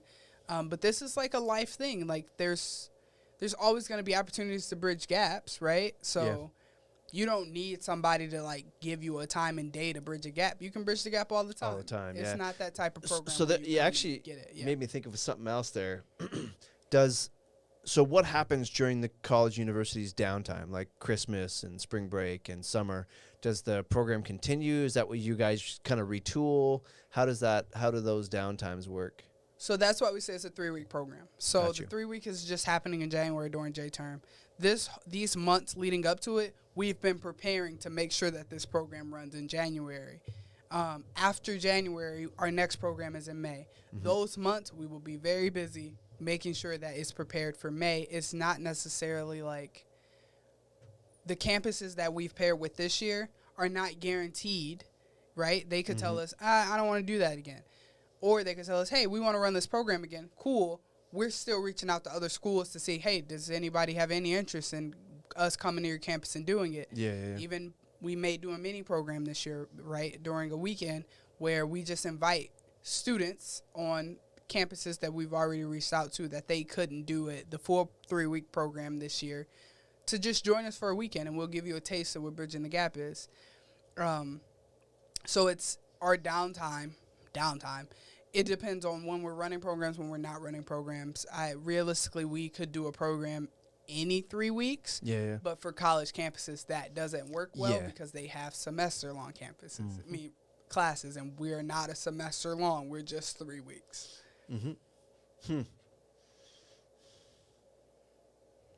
That's awesome. It's pretty fun. I will say it is fun seeing me being a college kid coming out of it. I'm excited to see now college students this year, this January, how they're going to grapple with bridging the gap in the political climate we're in. Because last year, we were, just last January, we were still we're knowing the candidates, we're knowing all the information, we're just soaking it in, and we even did an activity for that, right? Yeah. This year's, it's a whole new playing field. So much has happened. 2020 really came and slapped everybody in the face and said, you thought you knew how your year was going to go. In every sense of your well-being, it's different than what you thought. So we have financial things we're going to talk about. We're still talking about racial and criminal justice tensions. We're talking about political climate. There's so much to unpack and so many bridges that we really need to build with one another, because you may be fine in the political aspect, but let's talk about climate change. And that might be oh my gosh, we got differences there. And it's or the financial and economic struggles right now. There's a lot we can talk about, and a lot that I even think it might be a little bit easier in a sense, because it is so well known what's going on in the world versus we really focus on outside of our criminal justice piece. It was for Oberlin and Spring Arbor, it was easy to go the religious route, right? Yeah, for sure. You have non-believers and believers. That's a conversation in itself, because so much holds under the umbrella of spirituality. So yeah, it's gonna be a wild ride, I'll tell you that. But I am very excited to see what January brings. Flip has already invited you back to touch base with us later this year to let us know how the program continues to develop, particularly particularly as you reach the end of January. Love to follow up with you. I'll let you so know what's each other. what's the next step for you then, outside of running the program? Is there a desire in your heart to someday be managing this thing? Is there a desire for you to branch off and do something that another project in some way? Is it something where you just I'm just comfortable sitting here and doing the thing I do, and if the next 5 years goes by, 10 years goes by, whatever the case is, and so be it? Yeah, so for me, this is a long-term thing for me. I want to be doing this for as long as I can do it. So I know I told Neil about the film that we did. Yeah, talk a little bit about that. Yeah. So we went down the Mississippi, the Nantucket Project, which is someone who partners with Bridging the Gap. We went down the Mississippi River, did 11 cities and 9 events or something along those lines, or 11 events in 9 cities, all across the Mississippi River, starting in Minneapolis, going all the way down to New Orleans. And that was filmed into a mini doc series. Episode 1 has already been aired and is sitting on the TMP platform, the Nantucket Project platform. But our thoughts one day is that hopefully this will make it to Netflix, because they've already done episode 2, 3, and 4, I believe, are in the works of being done. So we want to make sure that gets broadly broadcasted at some point. Yeah, sure. So if that kicks off, I told them I want to do that again for sure. So explain what it is. What is the documentary? What does it document? Right. So when we went down to Mississippi, so we started off in the place where George Floyd was killed, Minneapolis, and we had a conversation on race. It was, what is the state of race in America right now? What better way to do that than start at top in Minneapolis and go all the way down south? And the conversations would go just asking questions. Really, it was asking questions, seeing where everybody's mind and heart was at what the state of America is right now. From strangers. Like, it was, the recruiting process was if you know somebody who lives in the city and who likes to talk and would love to contribute to this conversation, call them up.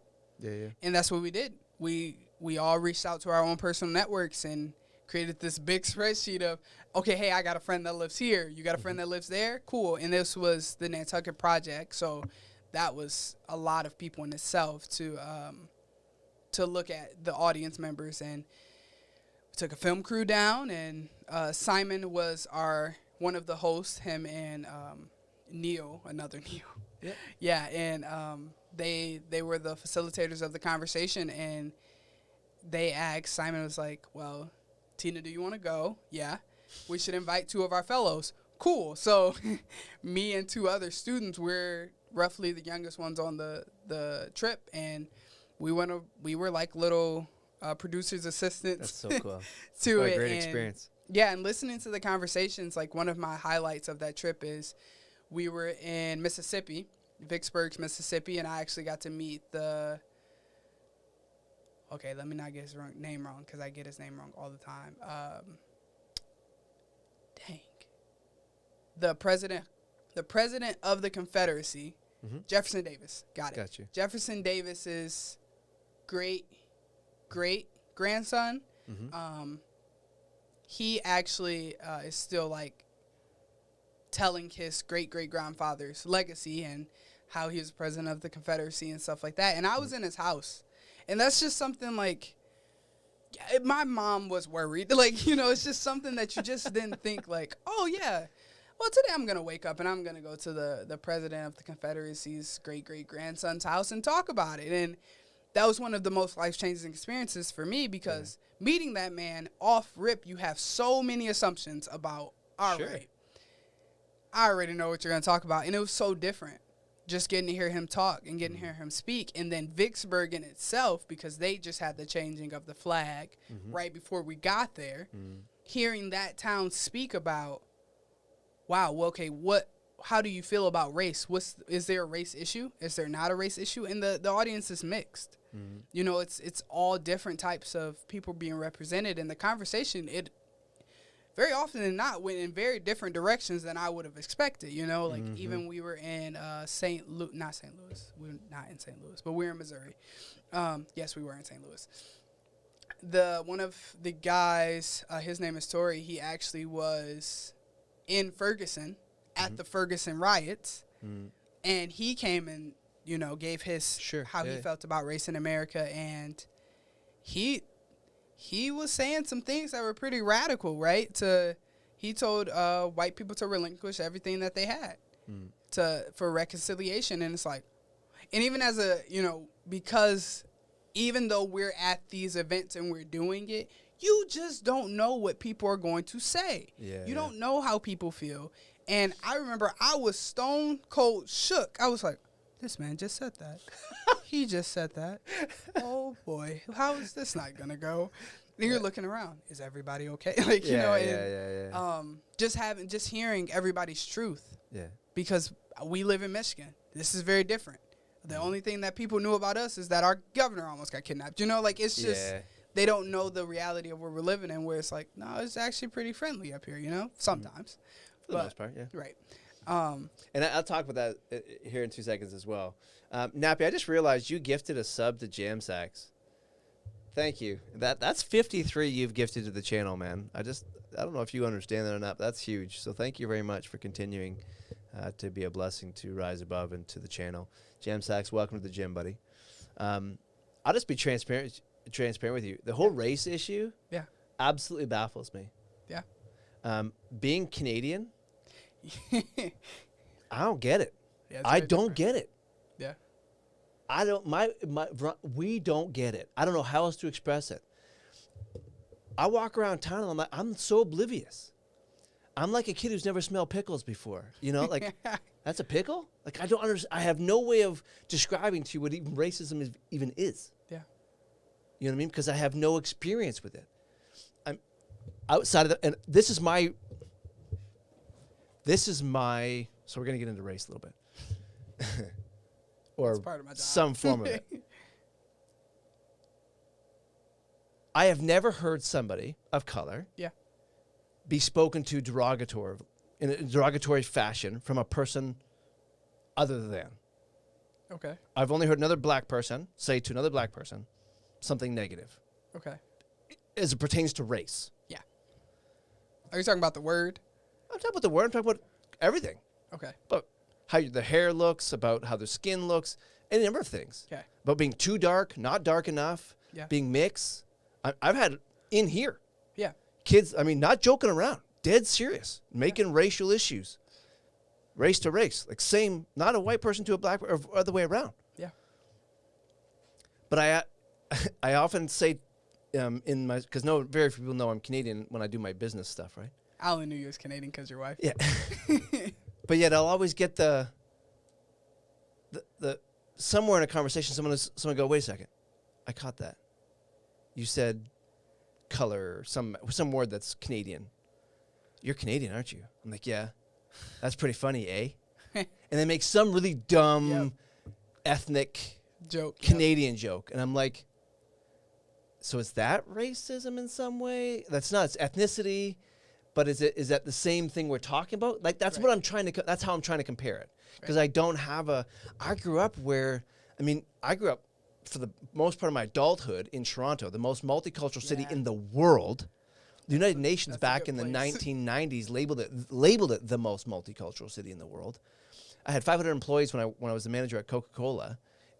Every one of them, I swear, was from a different country. And every Saturday was a potluck of someone's wife was making dinner, and we were all having, like, it was awesome. Yeah. Growing up, again, same thing. You learn about America in high school in Canada because Canada's history is so small. Throw our stuff in there. I do. I learned all about the U.S. in Canada, and it's baffling to me. So I honestly, when I hear folks start talking about race, I sit there quietly with my hands folded and I go, do tell. Yeah. Because I just don't have a framework. Having grown up in Canada for 30 plus years before coming here, I don't have a framework for the conversation. I don't have a great uncle that was part of the KKK. Right. You know what I mean? I don't have a great uncle that fought for the Confederacy or whatever the thing is. Yeah. You know what I mean? So I stand there on one leg, kind of like half in the conversation going, okay, what do I do here? And honestly, I've found really the only thing I can say is nothing. Like, I literally just sit there and nod my head because I just don't know. Yeah. It is tough. It's tough because, like, even now I know you're noticing, like, people on social media think they're saying the right thing and then get canceled. Yeah. Cancel culture is real, and people who are trying to help get canceled. And it's like, wait, so how do you expect this to move? And so and that's part of my struggle is I think it's ridiculous that we would cancel somebody who is saying something out of ignorance. Yes. Not out of racial wanting to create tension, but out of just pure ignorance. Again, that idea of you don't know what you don't know. Yeah. Right? So if I sit there and go, wow, clearly XYZ is better than XYZ, is it because I've, studied it, got a doctoral degree, and I've just made an educated decision that that's what I'm going to believe? Yeah. Or is that something that I just never, that's just, since I was 3 years old, I've just always understood because my great-great-uncle was XYZ and just told me. So that's ignorance as far as I'm concerned. I'll give you a quick story. Yeah, Michigan. Thanks, Nappy. When at a time in my life, there was somebody close to me who did blackface. Mm-hmm. A white individual did blackface. And I was surrounded by, at that time, white individuals. Yeah. So their first thought was, Tina's the only black person. We need to tell Tina that our other friend just did blackface. Mm-hmm. As a joke. It was as a joke, but did blackface. We're going to come to you. We're going to bring the friend who did blackface, and you're going to talk to her. question. So these are the first things that popped in my head. Why'd you come to me? Why did you do blackface? And why have you all not educated the friend on why they shouldn't have done blackface? Okay, so I then said, well, maybe they're coming to me because I'm so wise and I'm the one who's not going to punch her in the face, right? Because I'm just not that person. I'm very helpful. I'm usually very trying to educate somebody.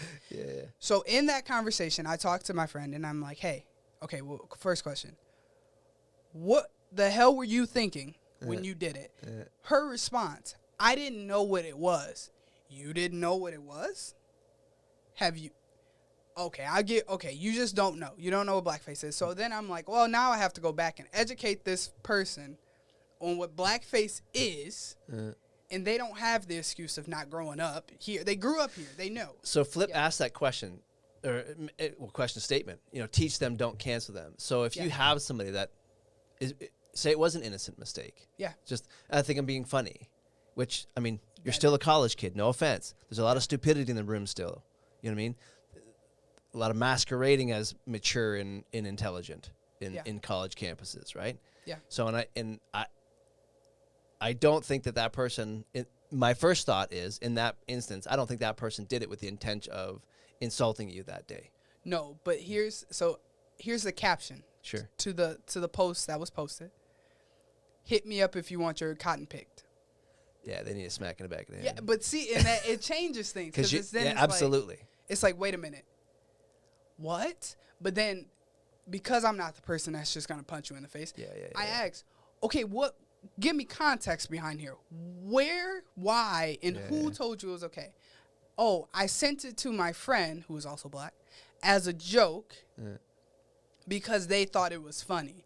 And this person did not make it viral. The friend made it viral. Sure. The black friend said, oh, yeah, this is kind of funny. I'm going to send this to my other black friend. So what do you say to that dude then?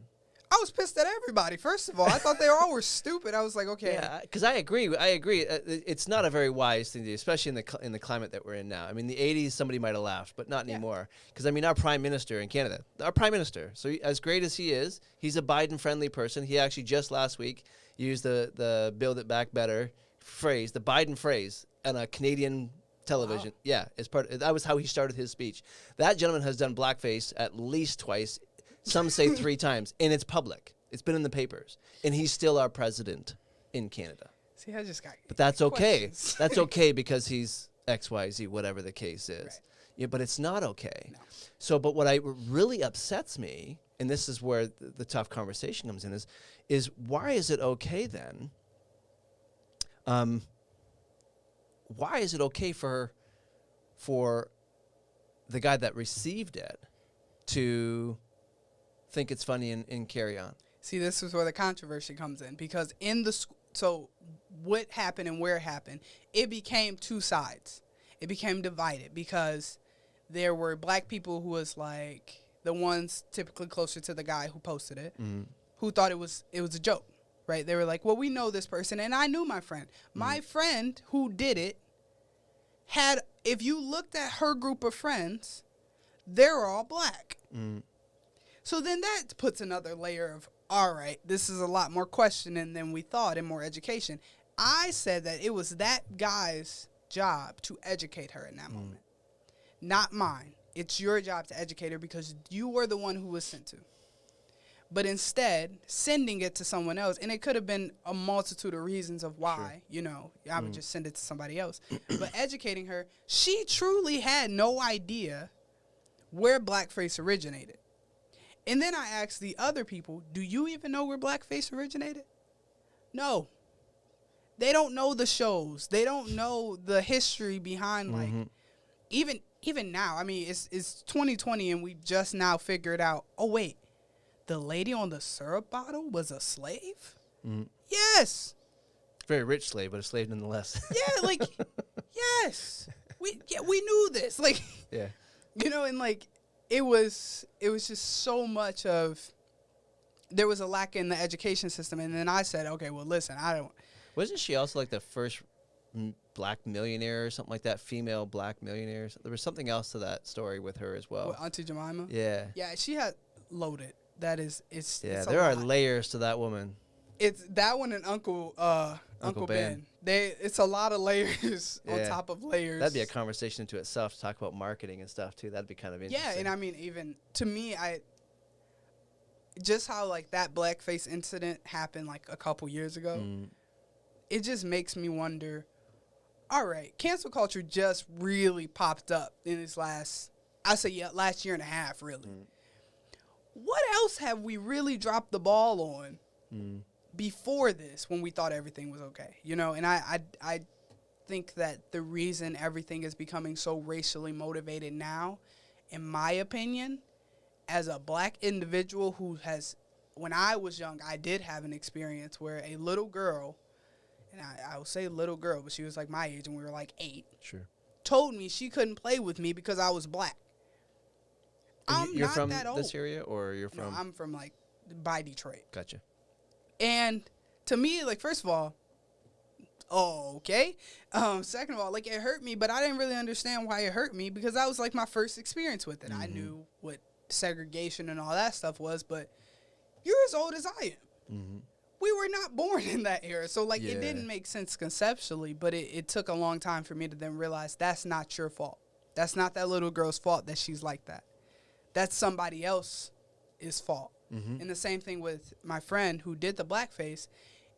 Although I said common sense had to play a role there at some point, and we definitely talked about it, but it was, you didn't know what this was, and you were in a position where people made you feel like it was okay. And if we wouldn't have caught you right here, where would you end up? Like in 10 years from now, what's the next stupid thing you would have done? Yeah. And if you weren't, and even if it wasn't in our little like circle of, I'll say graciousness, you could have ended up seriously in a bad position. And vice versa, if it was something, and I also am not an advocate for people who like, well, they did it to me, so I can do it to them. I also think that's dumb.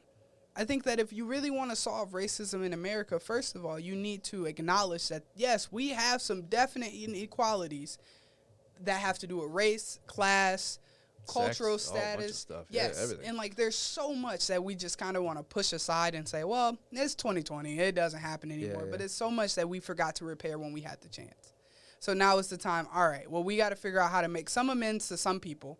But so here's a different question for you. Yeah. And it was actually Chuck White that first posed this question to me. Oh, Chuck White. About 11 years ago. And he used, I mean, I'll never forget this 70-plus-year-old man standing on top of a desk and throwing himself off the desk. I believe that, yeah. Getting back on the desk and throwing himself off the other side of the desk, saying, this is society.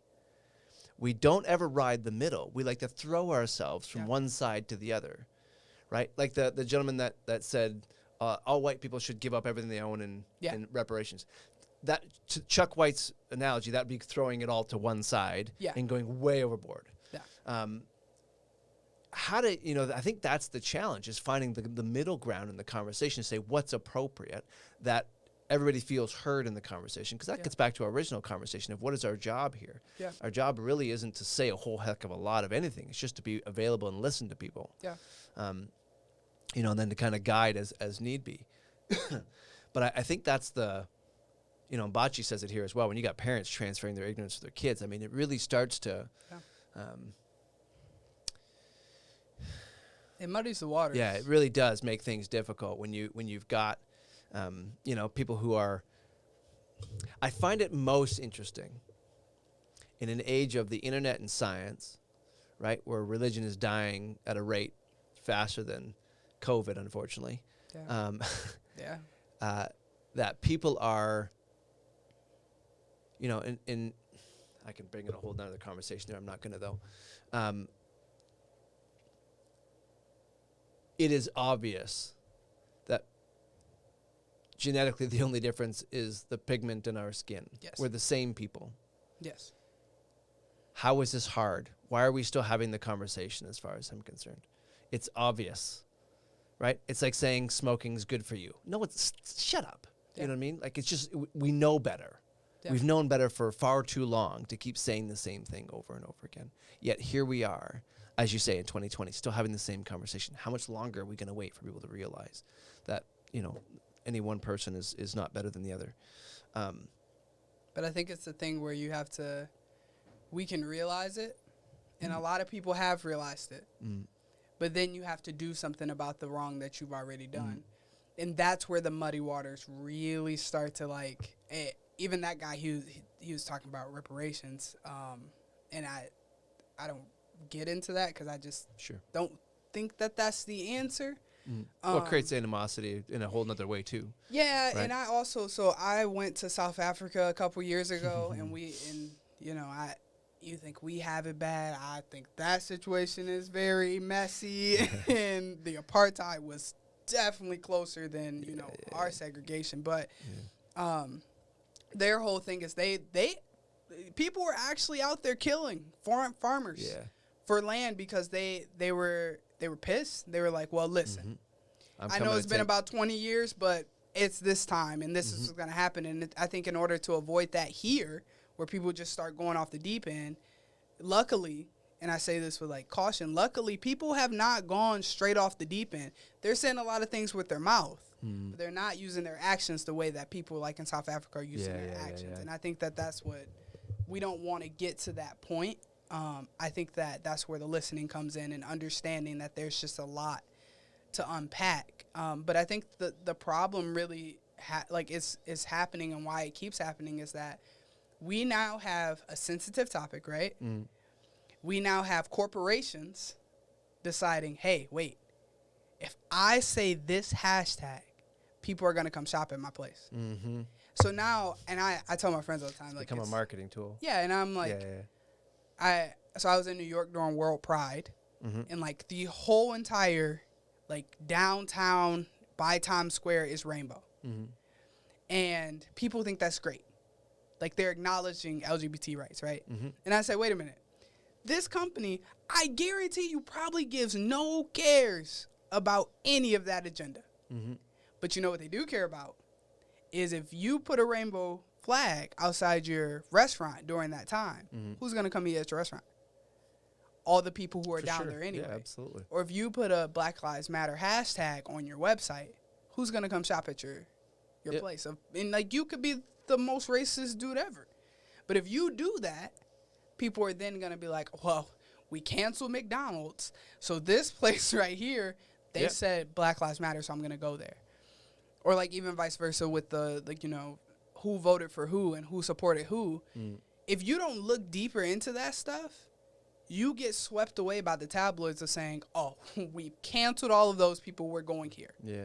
And it's like, that person probably does not care. Yeah. Then you just get into the whole woke wave and that it's just not, like, it's too much messiness right now. I can be woker than you. And it's like, what does that even mean? If you treat everybody with respect, maybe then we can start talking. But when you just have a battle, and it's gonna be a battle for these next couple years. It's a hard conversation. I'd love to just spend a whole stream having that conversation one day. Yeah, you know what I mean. But I think I really want to land focused solely on the hard work that you're doing with Bridging the Gap. Yeah. And when you come back in January, maybe we could do something special and bring somebody else in that can be part of.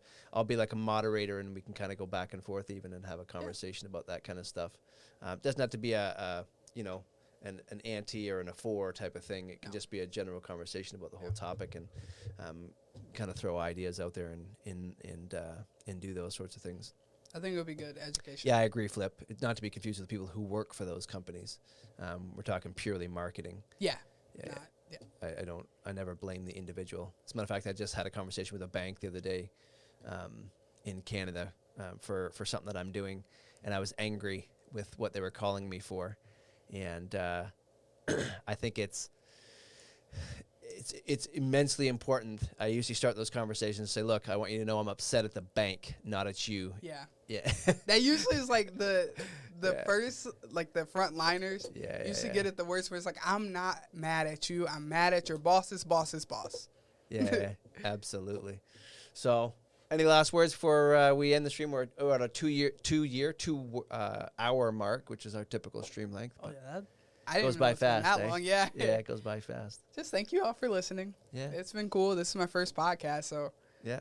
I think in general, you got our audience listening. You got some good comments in here, which I'm excited to go back and rewatch the stream, and kind of see what questions we can build for the next time you come in, and make sure that we get some more engagement and stuff like that too. And we don't have to have this. If there's another topic that you're interested in, like basketball. You said you played basketball at SAU. If that's not a thing, we can talk about. I was a fake basketball player. I played. I was gonna ask you about because I could have swore when I was there that I thought you were involved with sports at some level. I was on the team. But yeah, I didn't want to get into it a whole lot. I wanted to stick with the bridge and the gap thing. Yeah. But but yeah, come in with anything that you want to talk about. Yeah. I'd be happy to talk about, get the update on bridge and the gap, and then get into whatever you want to get into. So I know my audience seems to have thoroughly enjoyed you being here today. So she's got game. Botch says great job. Ross also says great job today.